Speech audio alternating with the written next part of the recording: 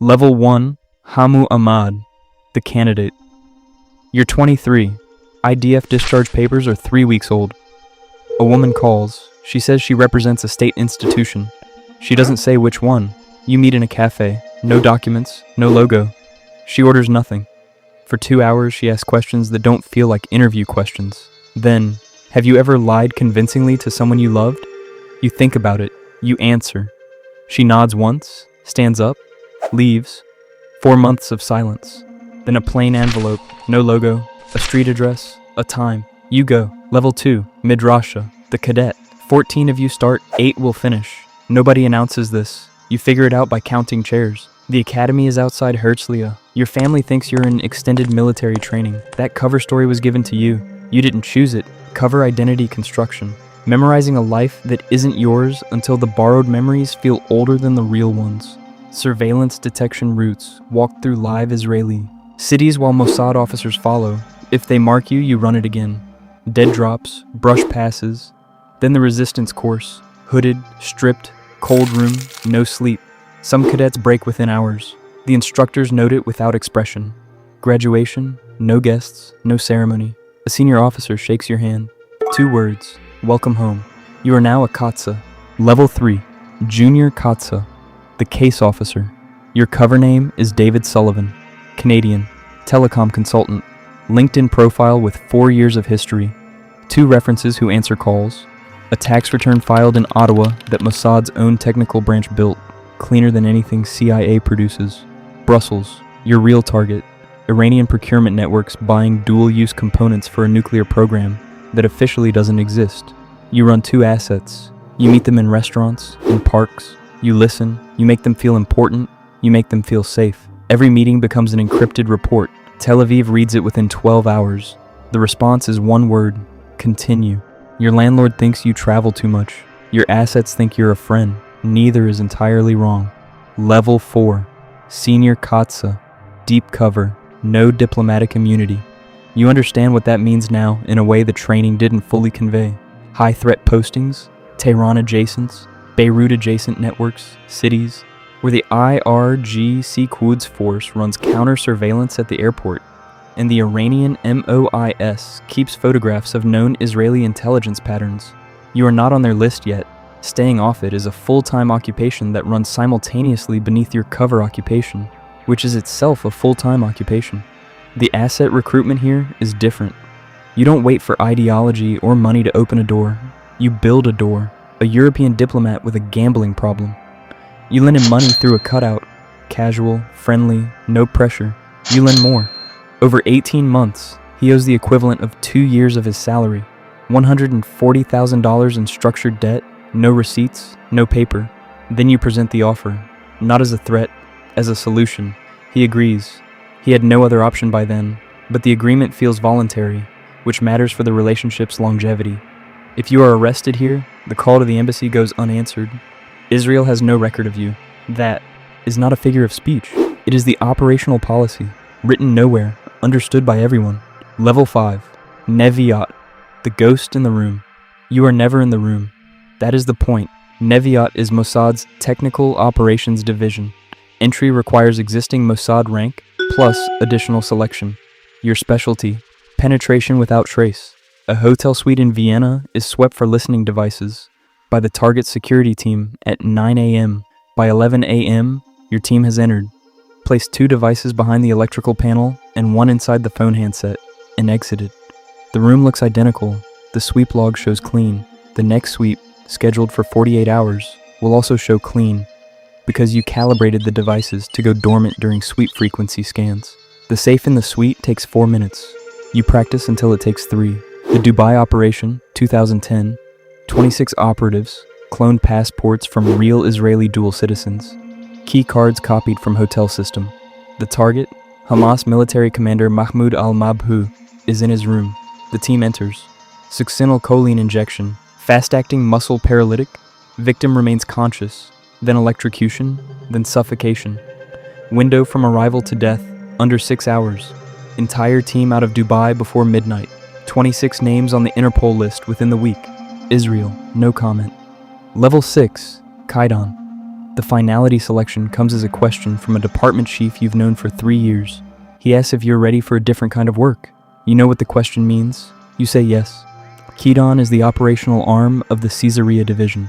Targeted killings. The word used internally is not killing. The word is removal. The preparation takes months. The execution takes seconds. You study a target's patterns for longer than most people study for university degrees. Road to work, coffee preference, which side of the bed they sleep on based on which window has a smudge, when the dogs bark, when they don't. Mohsen Fakhrizadeh, Iran's senior nuclear weapons architect. The weapon, a Belgian FNMAG machine gun modified with AI facial recognition, assembled from components smuggled into Iran in pieces over several months. Total weight, approximately 1 metric ton, mounted in a Nissan pickup on a rural road, triggered from Israel, over 1,600 kilometers away, 15 rounds in under 60 seconds. His wife was 25 centimeters away. She was not hit. The truck self-destructed. Enough hardware survived for Iranian forensics. 0 operatives on Iranian soil at execution. You go home that night. Your wife asks how work was. Fine, you say. Quiet day. Level 7. Department Chief, Tzomet or Caesarea. You don't go back to the field. That door closed the day you accepted this position, from both sides. You command either Tzomet, Mossad's Human Collections Division, running Katsas across Europe, Asia, and the Americas, or Caesarea, which means you send the teams that don't appear in the news unless something goes wrong. You approve operations. You sign off on things that will happen in cities you haven't visited in years.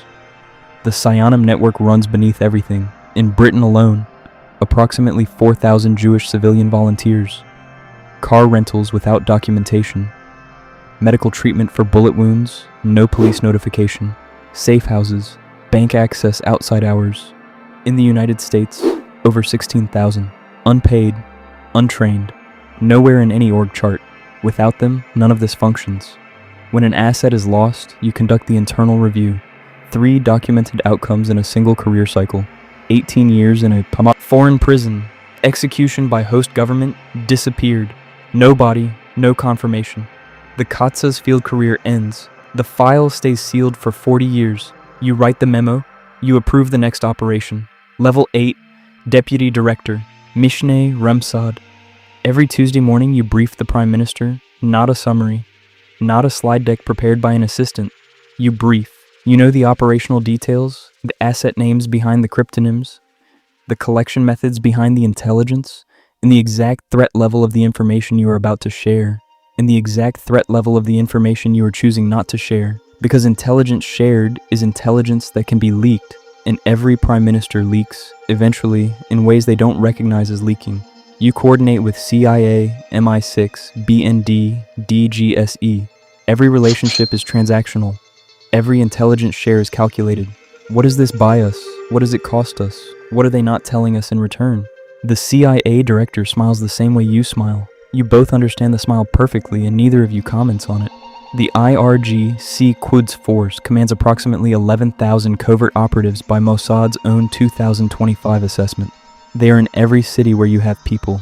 Hezbollah's Unit 910, successor to Imad Mughni's global network, maintains active surveillance on Israeli intelligence officers abroad. Mughni, Damascus, 2008, CIA built and tested the bomb in North Carolina, tested it 25 times to calibrate the blast radius. Mossad identified the location. CIA spotters on the ground. Detonation button pushed from Mossad HQ in Tel Aviv, 135 miles from Damascus. He was the only fatality. Bush personally authorized on Christmas Eve 2007 at Camp David. You were not involved in that operation, but you know everyone who was. You know how many of them still sleep without medication. Level 9, Ramsad, the director. Your name is public now. The Prime Minister announced it. This is the only thing about you that is public. Your salary, NES 82,985 per month gross, less than Israel's top port navigators, which appears in the salary disclosure that caused a national news cycle for 48 hours and then disappeared. You sign authorizations in green ink. This has been the practice since 1909. You do not know why it started. You continue it because continuity is its own form of authority. You cannot move through Tel Aviv without armed security. The IRGC has a standing file on you: name, photograph, daily pattern, vehicle description. Foreign intelligence services maintain the same file. You rotate your route to the office. You rotate your route home. You have not eaten at the same restaurant twice in the same month in 4 years. Your children know you work for the government. They do not know which part. Classification protocols extend past retirement. Even then, specifics remain sealed under Israeli law. Memoir publication on classified operations carries a prison sentence. No Ramsad has ever published a full account. The only post-service public statement by former Ramsad Tamir Pardo, who served 2011 to 2016. He called Mossad a crime organization with a license. He said that was the fun part. You have been in this service for 26 years. You have lived under more names than you can list without pausing. When you wake at 3 a.m. and you wake at 3 a.m., it takes several seconds before your actual name surfaces. The cover names arrive first. They have been the default longer than the real one has. Tenure, 4 to 6 years, then mandatory succession. Somewhere in Tel Aviv, a café. A woman sits across from a 23-year-old who finished IDF discharge 3 weeks ago. She has no documents, no logo. She orders nothing. She watches him order. She asks, "Have you ever lied convincingly to someone you loved?" The cycle has no end. Only new. Beginnings wearing borrowed names.